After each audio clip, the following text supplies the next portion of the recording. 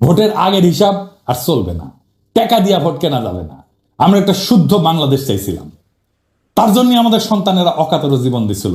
একই পাক চক্রে ঘুরপাক খাওয়ার জন্য তারা জীবন দেয় নাই। এই বিএনপিরে ভারত এখন ক্ষমতার লজেনচুস দেখাচ্ছে, বুঝছাও? ক্ষমতার লজেনচুস দেখা বিএনপি ওই ক্ষমতার মূলার পিছে যাচ্ছে। তারপরে ওই লজেনচুসের আমও যাবে, সাথে সালাও যাবে। কেমনে বিএনপি কে ভারত ফেলাই দেবে ক্ষমতা দেখে শুনবেন, প্ল্যানিং শুনবেন, শুনেন আমার কাছে। ভারত জানে 2026-এর চ্যালেঞ্জ মোকাবেলা করা বিএনপির পক্ষে সম্ভব না। এটা আমার মতো মূর্খ মানুষ বুঝলে ভারত তো অনেক আগে থেকে জানা আছে। যখন বিএনপি দেশের অর্থনীতি নিয়ে ঝামেলায় পড়বে, তখনই শুরু হবে বিক্ষোভ আন্দোলন। এই আন্দোলন হবে একেবারে তৃণমূল থেকে। মানুষ খেতে পারবে না তো, চাকরি থাকবে না তো, মানুষ দলে দলে রাস্তায় নেমে আসবে তো। লোকে বইছে নিয়ে আওয়ামী লীগ কি তাণ্ডব করেছিল মনে আছে না? এখন যে পুলিশ আছে, পুলিশে পুরে রেতো হাসিনা। পুলিশ চুপ করে দাঁড়িয়ে থাকবে। 111-এর টাইমে যেমন আসিল ওই মির্জাফরের সেনাবাহিনীর মতো, ছাত্রলীগ যুবলীগ গঠ থেকে উঠায় আন্দোলনে জয়েন দেবে, আর আমার হাসিও চুপ কইরা ঢুকে পড়বে। আন্তর্জাতিক চাপের কাছে তখন নত জানো বিএনপি, দেশীয় আন্দোলনে দিশেহারা বিএনপি তখন আওয়ামী লীগের সাথে আতত করে পলাবে, আওয়ামী লীগ যেমন পলাইছিল। আর দেশে ফিরে আসবে সেই ভয়ঙ্কর ফ্যাসিবাদ, আবার সেই ভারতীয় আধিপত্যবাদ, যা কায়রানি ছিল আমাদের জীবনের 16টা বছর, বাংলাদেশকে পরিণত করছিল ভারতের উপনিবেশে। যারা কায়রানি ছিল বর্বর ভাবে আমাদের হাজার হাজার সন্তানদের জীবন, যারা আমাদের 25,000-এর মতো ছাত্র জনতাকে আহত করে চিরজীবনের জন্য পঙ্গু আর দৃষ্টিহীন করে দিচ্ছে। নির্বাচন করছেন, ম্যান্ডেট করছেন, গণপরিষদের নির্বাচন করেন, আমরা সবাই বলতেছি সেটা তো করবেন না, কারণ ওখানে নতুন সংবিধান বানাইতে হবে, সেটা তো করতে চাচ্ছেন না। গণপরিষদের নির্বাচন করেন, ম্যান্ডেট নেন, আপনারাই করেন, আপনারাই আসেন, সেটা করবেন না।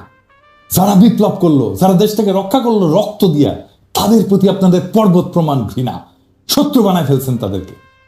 আপনার 31 দফা দিচ্ছেন, এটা নিয়ে একটা ভিডিও দিব, দাঁড়ান, দিতেছিলাম না নেহাত মায়া করে, এতদিনের রাজপথের সহযোদ্ধা কেমনে কঠোর কথা কই। সব জায়গায় এই আওয়ামী দুর্বৃত্তগুলোর সাথে, ফ্যাসিবাদের এনাবেলারের সাথে বিএনপির খাতির দেখেন, একসাথে ঝাঁপে পড়েছে শফিকের উপরে। জনতারে চেতায়েন না, আপনাদের কিন্তু ভারতেও জায়গা হবে না, মনে রেখেন কথাটা। অবশ্য আপনাদের মধ্যে রয়্যাল এজেন্ট যারা আছে তাদের জায়গা দিতে পারে। আলতাফ সাহেব তো বলছে বিএনপির মধ্যে রয়্যাল লোক আছে, জানেন তো, দেখেন ওই কি বলছেন। বিএনপি কিছু লোক আছে যারা নন আননোন না, নূতন না, পুরানা, নন রয়্যাল এজেন্ট। নন রয়্যাল এজেন্ট তারা এই দেশে যদি 100 টাকা কামাই করে, 90 টাকা তারা ইন্ডিয়াতে পাঠায়।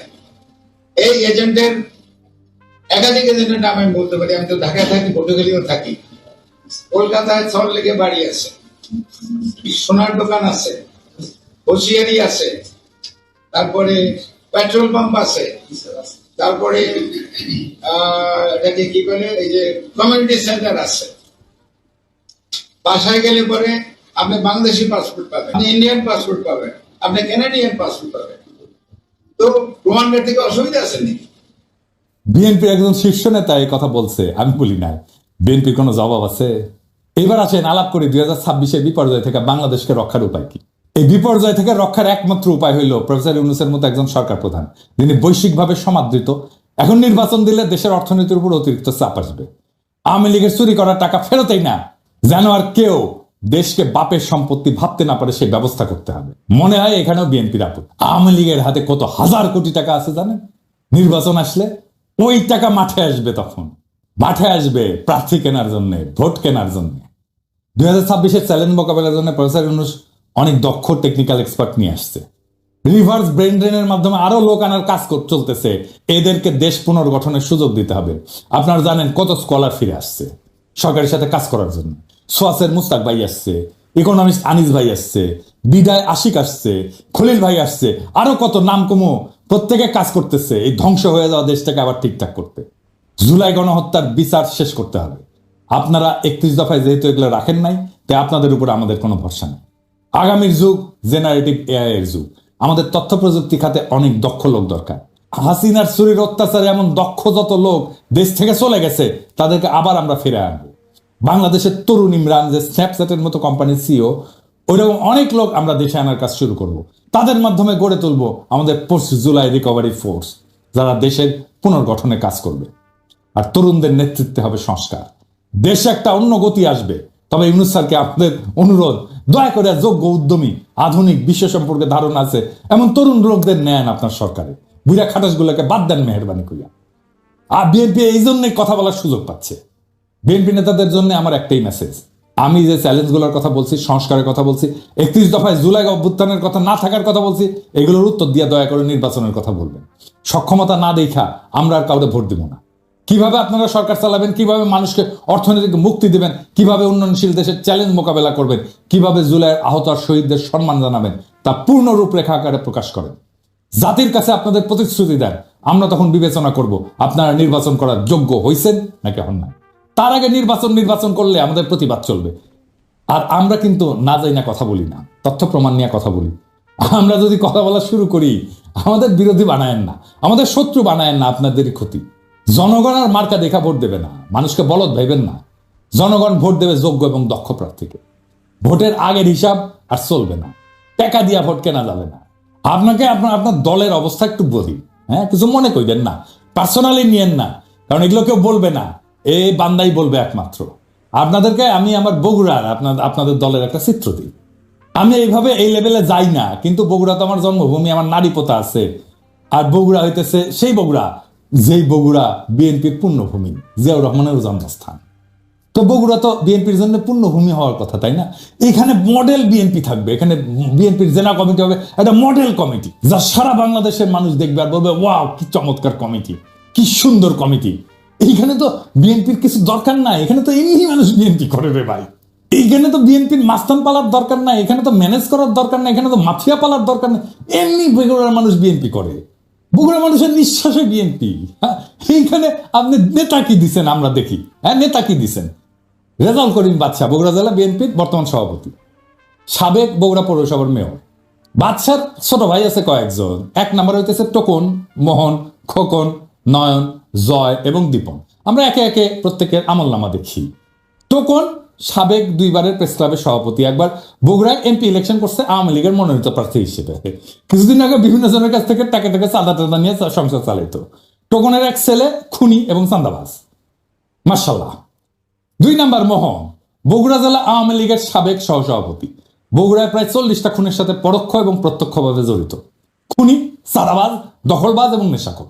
বগুড়ায় যে কত বাড়ি সম্পদ দখল করছে তার ইয়ত্তা নেই। কোটি কোটি অবৈধ টাকার মালিক।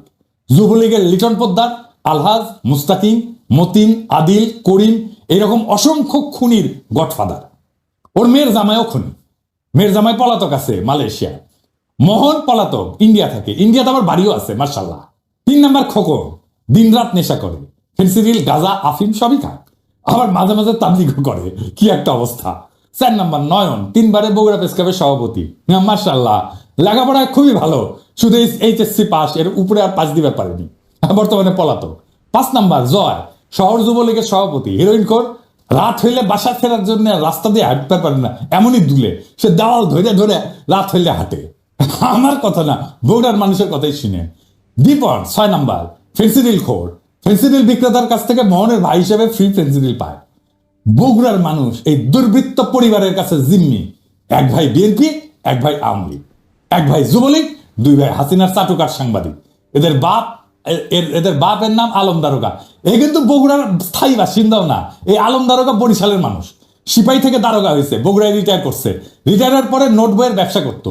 বাদশাহ মোহনও নোট বইয়ের ব্যবসা করতো। ভাই এই লোকের বগুড়ার প্রতি বিন্দু মাত্র কমিটমেন্ট আছে? বগুড়ায় জাহান নামে যা কর কিছু যায় আসে, তো বগুড়ার লোকই না রে ভাই। এই বাদশাহ 5ই আগস্টে বহু আওয়ামী লীগ যুবলীগ নেতার কাছ থেকে টাকা নিয়ে তাদের সম্পদকে রক্ষা করছে, তাদেরকে রক্ষা করছে। বিশেষ করে আলহাজের কাছ থেকে নাকি 1 কোটি টাকা নিছে, যে ওর বাসায় আগুন ধরে গেছিল, ওই আগুন লাগানোর চেষ্টা করছিল, আবার ওই 1 কোটি টাকা নিয়ে আগুন লাগায় নেই আর কি। বিএনপির নতুন নেতা দেয়, এই লোক বিএনপির নেতা থাকলে বিএনপিকে আমাদের বলতে হবে কেন এই লোক বিএনপির জন্য বগুড়াতে অপরিহার্য। মানে একই পরিবার বিএনপি আওয়ামী লীগ ভাগ হইয়া সারা শহরে রাহাজানি করবে, আর জনগণ মুখ বুঝে সহ্য করবে? হ্যাঁ, এত বোকা ভাবেন বগুড়ার লোককে? এই পরিবারের কাছ থেকে বগুড়ার মানুষকে রক্ষা করতে হবে। জানি না বিএনপির কাছে এই দুর্বৃত্ত পরিবার কেন এত পছন্দের। এই লোক বগুড়ার নেতৃত্ব দেবে, এর নেতৃত্ব বগুড়ার মানুষকে মাইনা নিতে হবে। এত তুচ্ছ ভাবেন বগুড়ার মানুষকে? যেই মাটিতে জিয়া জন্ম নেয় সেই মাটিতে এই দুর্বৃত্ত পরিবারের হাতে জিয়ার আদর্শ বয়ে নেওয়ার ভার কেমনে দেন ভাই? আর মানুষ পান নাই নাকি? এর সাথে ভালো মানুষ নাই আপনাদের বিএনপিতে? আমরা একটা শুদ্ধ বাংলাদেশ চাইছিলাম। তার জন্য আমাদের সন্তানেরা অকাতরে জীবন দিছিল। একই পাক চক্রে ঘুরপাক খাওয়ার জন্য তারা জীবন দেয় নাই। আমরা চাই বিএনপি নতুন সময়ের দিশা দিক, মানুষের এই বিপ্লবী আকাঙ্ক্ষাকে ধারণ করুক। আমরা একটা নতুন বাংলাদেশ চাই। আপনাদের দল পরিশুদ্ধ করেন, আপনারা আমাদের সহযোদ্ধা। আমরা ছাত্রদের নেতা মানছিলাম, এবার আপনারাই আমাদের নেতা হইয়া ওঠেন, নেতার মতো আচরণ করেন। নেতাদের আকাশের মতো উদার হইতে হয়। নেতা সেই যে নিজে কাঁদে, অন্যকে কাঁদায় না। নেতা সেই যে কোনো কিছুর আকাঙ্ক্ষা করে না।